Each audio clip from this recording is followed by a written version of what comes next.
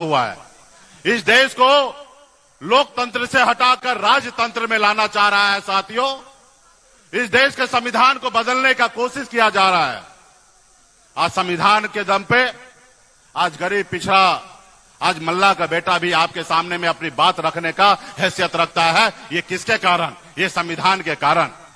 लेकिन कुछ लोग जो है, नागपुर में डिसीजन होता है और नागपुर के इशारे पे देश में संविधान को बदलने की सोच रखते हैं। साथियों, आज बताइए देश किस जगह पे पहुंच रहा है? आज बताइए देश में दो मुख्यमंत्री को जेल में डाल दिया गया। क्या ये लोकतंत्र है? ये लोकतंत्र नहीं है। साथियों, आज जितने भी सरकारी संस्था है अपने जेब में रख लिया है, किसी को बोलने की आजादी नहीं है। क्या ये लोकतंत्र है? हेलो, आज देश में हजारों लाखों करोड़ रुपया देश के जनता का खर्च हो रहा है चुनाव पे, इसलिए क्योंकि जनता मालिक है और जनता जिसको चाहेंगे उनको बैठाएंगे। लेकिन आज क्या हो रहा है? हर चीज को अपने कंट्रोल में लिया जा रहा है।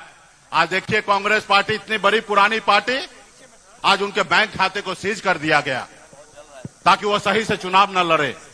आप बताइए, हमारी भी पार्टी को बहुत कोशिश की है, खास करके मोदी जी, कि मुकेश सहनी का पार्टी को समाप्त कर दे। लेकिन हमने बहुत मेहनत किया, लेकिन हमारी पार्टी को रजिस्ट्रेशन नहीं कैंसिल कर पाया। हमने उसके लिए काम किया। इस देश में 927 पार्टी को रजिस्ट्रेशन कैंसिल करवा दिया ये मोदी जी की सरकार ने। तो साथियों, हम सबको मिलकर लड़ाई लड़ना पड़ेगा, संघर्ष करना पड़ेगा। जैसे हमारे पूर्वज ने संघर्ष किया, वैसे हम सबको संघर्ष करना पड़ेगा। आज हमें खुशी है कि आज हम ऐसे शक्ति के सामने में लड़ाई लड़ रहे हैं जो आज गरीब पिछड़ा लोगों को, सपना को अपने पैरों तले कुचल रहा है।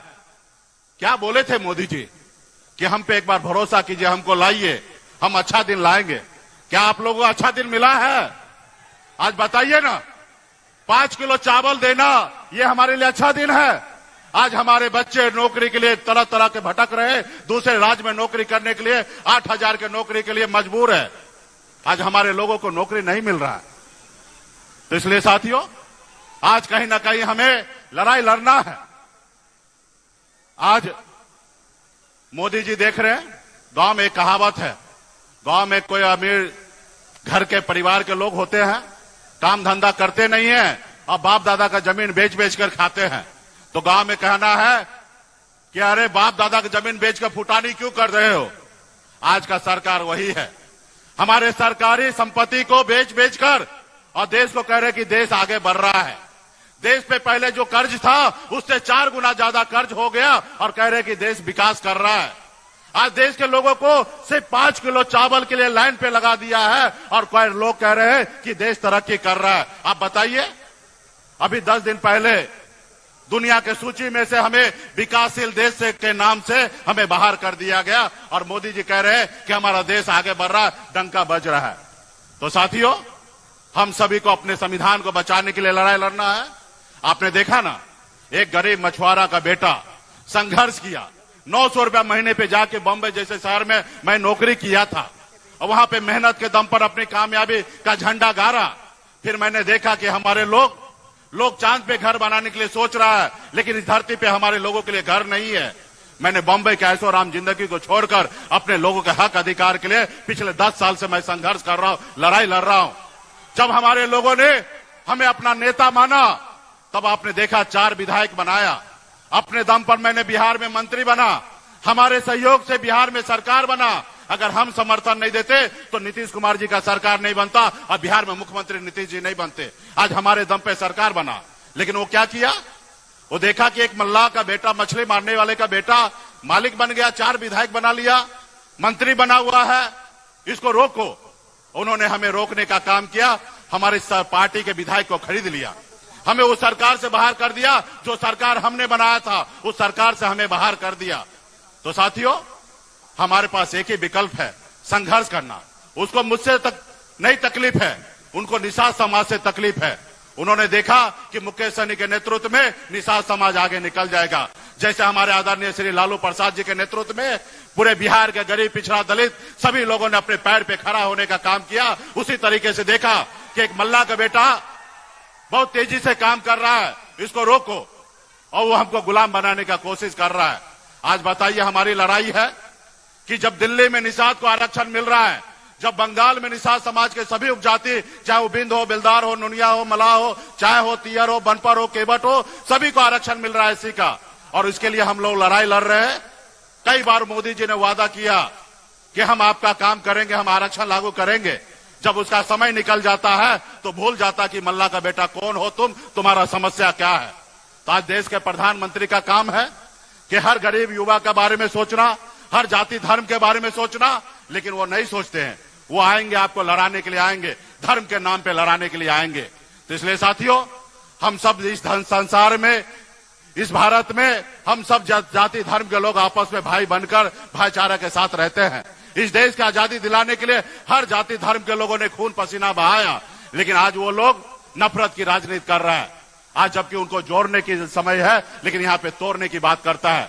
जब भी समाज में जो भी तोड़ने की बात करे वो आपका कभी नहीं हो सकता है, सिर्फ वो अपने स्वार्थ की राजनीति कर रहा साथियों। आज इसलिए मैं लड़ाई लड़ने के लिए मैदान में आया हूं साथियों। हमें खुशी है, इसलिए अगर आप लोग भी अगर चाहते हैं कि समाज में बदलाव आए, गरीब को नौकरी मिले, सामाजिक न्याय मजबूत हो, तो आप लोगों को इंडिया गठबंधन के साथ मजबूती से खड़ा होने की आवश्यकता है साथियों। इंडिया गठबंधन के साथ होना है। जीता जागता उदाहरण ले लीजिए। आप जब आपने देखा 2022 में जब नीतीश कुमार जी मोदी जी को छोड़कर और तेजस्वी प्रसाद यादव जी के साथ सरकार बनाए तो क्या फायदा मिला? कई लाख युवा को नौकरी मिला। सामाजिक न्याय मजबूत होने के लिए जातिगत जनगणना हुआ, और जातिगत जनगणना हुआ तो पिछड़ा, ओबीसी, तमाम दलित भाई सबका आरक्षण का दायरा बढ़ा। आप कल्पना कर कीजिए, अगर भाजपा का सरकार होता तो क्या आरक्षण में बढ़ोतरी होता? बताइए, भाजपा का सरकार होता तो क्या आरक्षण में बढ़ोतरी होता? नहीं होता, क्योंकि वो सरकार लालू प्रसाद जी के विचार पे चलता था, इसलिए आरक्षण में बढ़ोतरी हुआ साथियों, इसलिए आरक्षण में बढ़ोतरी हुआ। अगर भाजपा के साथ सरकार होता तो ये 6 लाख युवा को नौकरी मिलता? नहीं मिलता साथियों, युवा को नौकरी नहीं मिलता। ऐसे तो 17 साल से तो है ना भाजपा का सरकार, नीतीश जी के साथ है, तो बता दे कि कब आपने नौकरी कितना बड़े संख्या में दिया? नहीं दिया। जब भी बिहार में तरक्की होगा, गरीब पिछड़ा का आंख का आंसू पोंछा जाएगा, तो भाजपा वाले आके अरंगा डालने का काम करेगा साथियों, अरंगा डालने का काम करेगा। तो इसलिए हम लोगों को भाजपा को बिहार से बाहर रखना है साथियों। आज भाजपा मजबूत होता है तो नागपुर मजबूत होता है, गुजरात मजबूत होता है, लेकिन बिहार वहीं का वहीं रहता है। हम सब का कर्तव्य बनता है कि हम लोग एक साथ होकर मजबूती से हम अपने बिहार के बारे में सोचेंगे। और हमने तो निर्णय ले लिया है कि आने वाला समय में, अभी तो हम मजबूती से 40 के 40 सीट जीतेंगे, और आने वाला समय में श्री तेजस्वी प्रसाद यादव जी के नेतृत्व में अपना सरकार बनाएंगे साथियों। और बिहार में जो नौकरी देने का सिलसिला चालू हुआ था, वो आने वाला समय में उससे भी बड़े संख्या में नौकरी हम लोग मिलकर देने का काम करेंगे साथियों। इसलिए साथियों, इस चंपारण के धरती पर 3 लोकसभा सीट है।